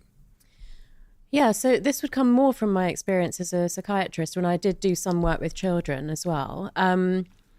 So neurodiversity is basically anything that doesn't fall into the category of a typical brain. So, the way that most of the population think and how their brain works. So that would include things like dyslexia and dyscalculia and ADD, ADHD, and autism/Asperger spectrum, and other things. I think that a lot of it is to do with better diagnosis. So I'm not saying it isn't the case that these things have risen, but I think we're also much better at diagnosing them. So, for example, when I worked with mostly little boys with ADHD, when I saw them for the first time and I took the full family history, there was quite often an absent father who'd actually been in like several different relationships and like couldn't hold down a job. And you kind of thought, yeah, he probably had it, but was undiagnosed. So there is an element of that. I do think that it is an adaptation to the world, which is changing at such a rapid pace, which is, always switched on, so much technology. And some people would say that autism is even like a form of evolution in a way to like help us keep up with the changing pace of the world. So you don't necessarily think we know if it's increasing in prevalence? I think it is, but it's partly naturally increasing and partly because we're better at diagnosing it. Okay. I do wonder as well sometimes things like dyslexia, whether humans have always had an element of dyslexia, but it's more obvious and more of a challenge in the world we live in. Think about the schooling system and writing and education. These are fairly new constructs. Yeah, exactly. And so this isn't to do with neurodivergence, but to do with things like gender identity and sexual orientation. What I found in my research with the indigenous wisdom is that those things were understood long ago. There was a place for people and an understanding of, their role in society, and sometimes even an elevated role. So it's really interesting that we're grappling with things now like, what gender does your child want to be, and what life, is your child going to have if they're gay or whatever. And like apparently these ancient cultures were dealing with this like all the time, no problem. Your second series of your podcast is going to focus on some of this work that you learned. Yeah. What are some of the interesting things that, if you could only tell me a few that you think would have the most significant impact on my life, and you can't mention learning Portuguese, what would you tell me about? So one theme that's come through quite strongly is related to creativity, which was kind of mentioned, but that doing things like humming and chanting are actually like really beneficial. And they've obviously been around forever, and we don't really know why people did them in the first place.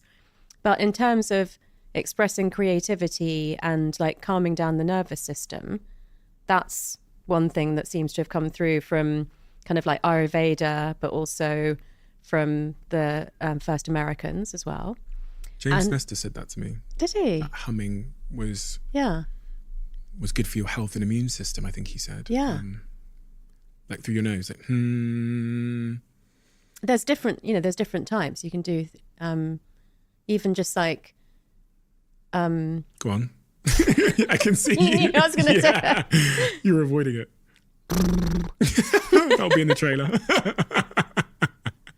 But also humming like at the back of your throat, humming like between your lips. So like, it's such basic stuff. I mean, you can do that on the tube. You can do it. That was going in the trailer. No, it's not. Why would that help? Why would that help us? I don't really actually like know the answer. I'm just thinking of this like, what can we get from indigenous wisdom that could help us now? But I guess it's something to do with regulating your parasympathetic nervous system. Okay. That's actually what he said. Yeah. Okay. Yeah. Yeah. Now I've remembered. This point about aging generally, longevity and aging. One of the really interesting things you talk about in the book is this idea of sort of psychological priming and psychological priming of aging, and that psychological priming is the effect that the mindset of aging has on our physical body, how our thoughts about aging affect our physical abilities. What I interpreted from that is our thoughts about aging have an impact on our aging. Yeah, so actually there's a really fascinating study. It's one of my favourite ones to talk about, which was 3 groups of octogenarians. What's an octogenarian? People in their 80s. Okay. And one group was the control group, so they just lived like normal for a week. One group had to reminisce about being in their 60s for most of the week, whenever they had an opportunity to. And one group were actually driven to retrofitted versions of their homes that looked like what their house looked like 20 years ago. They were given newspapers dated from 20 years ago. They had photos of themselves in that house when they were in their 60s. And one of the things was they got there and they were sort of like, okay, you know, who's going to carry our suitcase up to the bedroom or whatever? And they were like, no, you're 60 now. You carry your own suitcase. So it literally started from the minute they got there, and these little old ladies had to, and gentlemen had to carry their cases up. After 1 week, the people in that group were taller because their posture improved. They had better musculoskeletal coordination than they had a week before. In before and after photos that were shown to people that didn't know them, they were rated as younger in the 1 week after photos than the photos from arriving at that place. And the reminiscing group also had some improvements, but not as much as a group that lived like they were in their 60s. And so there was 3 groups. Yeah. The ones that went back and relived their life, the ones that reminisced, and the ones that did nothing at all. Yeah. Wow. And that really goes to show the impact of what we think about ourselves, and then all of the physiological consequences of that. You talk about this, your eyes as well. That you were going to get, was it like laser eye surgery or something? No, it's just like... People told you needed glasses. Well, my optician told me. So he's of Indian origin, same age as me. And he said, I think, you're probably going to need reading glasses next year. And I was like, no, I do not want reading glasses. That makes you look really old. And he was like, yeah, I know we both look younger than we are, but, your eyes are going to age just like anybody else's. And I was like, no, they are not. So I left, came back a year later. He said, how's it going with the reading? I said, it's fine. And he sort of went, okay, Tara. So he's doing my eye test. He spins round on his little chair halfway through and says, your eyes haven't got worse. They haven't even stayed the same. They've got better. And I said, I know. And he said, what have you been doing? And I said, well, I just said no to you when you said, I'm going to have to get reading glasses. And when I'm like looking at my phone or a book, and it feels like it would be a bit easier if I moved it further away, I just don't. And what's that doing in the brain? Why did that improve your reading? Well, I hadn't experienced a problem with my reading, but he was obviously seeing the numbers slightly change. I really didn't do much more than what I've just said. So it was like not accepting the limitation and then not changing my behavior. And I think that's what you see from the third group of people, which is that they had to change their behavior to live like without any help and in a way that they had to when they were younger. So that essentially removed the limitations that we impose on ourselves, which is that if I'm X age, it must mean that I need reading glasses or I need a walking stick or whatever it is. There's a kind of opposite experiment to that too, which was done with young medical students in Florida. And they had to walk between 5 rooms, and on the table were 5 pieces of paper with a word on it, and you had to string a sentence out of it. But that wasn't the real experiment. They thought that was the experiment. The real experiment was that in one of the rooms, the words that were on the table were Florida, beach, sunshine, walk, bungalow. And all of them walked more slowly out of that room than any of the other rooms because those words are associated with retirement. And that made them slow down. That, you asked me, is language important to our brain? That's how important it is. So just saying words can change our behaviour so quickly. That's what the experiment showed. I've been thinking a lot, I said I've got this vlog on YouTube called Behind the Diary. And in 2 of the episodes, I've caught myself out while I'm filming because I said words that I thought would be unhelpful.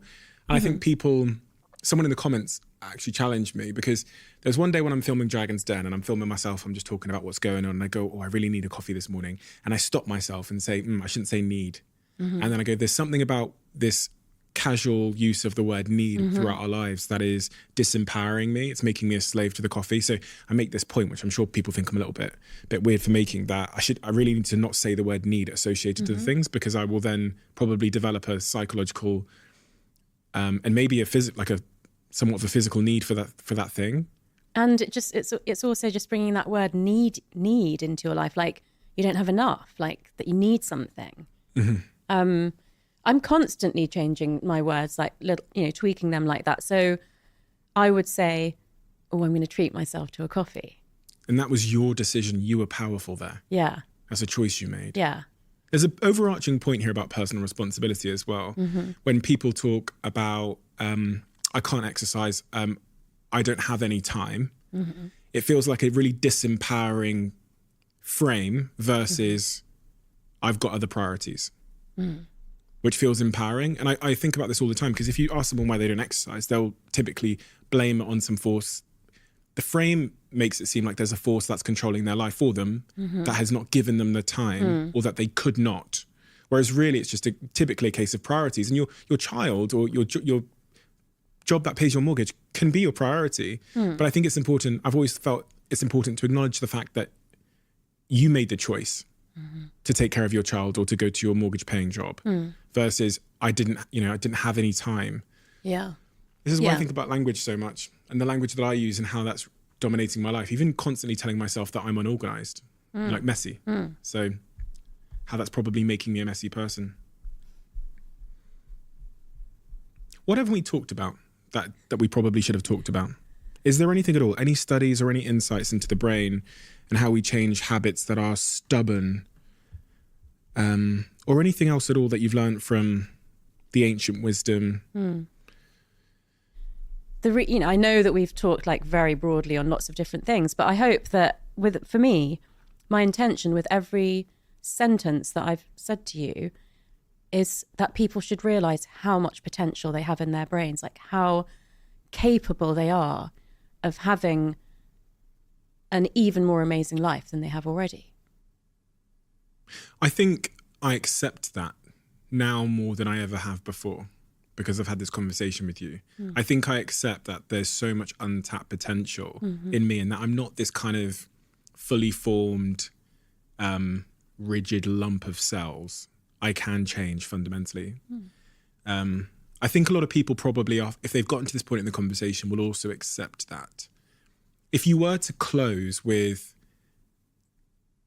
I guess, the step one, like the thing that I should immediately do as I move forward in my life from here, that would help me to start moving towards that person that I want to become, the organized, great partner, successful in his business, great with his podcast, all of those things. What is that first step? And do you know what's funny is because my brain keeps thinking about the taxi driver that I met on the way here, who said he'd listened to the podcast, and he gave me a little bit of a window into his world. So he's driving the cab every day. And I meet a lot of cab drivers that listen to the podcast, and we chat. And oftentimes sometimes they have dreams of doing other things. So they might say to me, do you know, I want to start my own business one day. And I'm just looking for the first couple of steps. But I reflect on what you said and go, they're going to be so hardwired into their patterns in their jobs and their habits and their routines that it's very hard to make that jump. Yeah. So if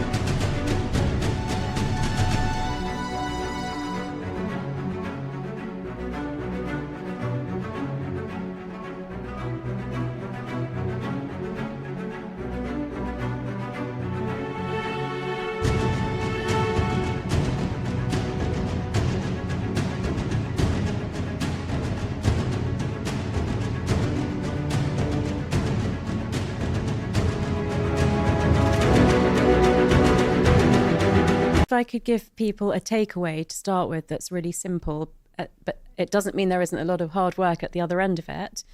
It would be very clear on what it is that you want. So you've mentioned a few things. Spend 5 minutes sitting down and visualizing those things being true, and then give gratitude for that. That would be my first step. Give gratitude for those things being true. Just 5 minutes. I'm a great partner. I'm not messy. My podcast is super successful. Like, see it, feel it in your body, taste it in your mouth, hear it in your ears. Completely immerse yourself in that for 5 minutes, longer if you can. And then just be so grateful for all of that. Essentially what you're doing is moving your brain from a fear state to a trust state. And that is the gateway to making these changes.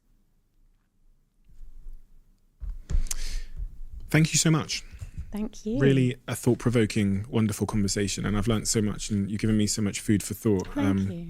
And you've changed my mind on a lot of things in my life. That's a great compliment. You know, and I know a few things about neuroplasticity because I've had guests here that have spoken to me about it, but I have a better understanding of it now. And I also understand, I think most importantly, the part of manifestation that is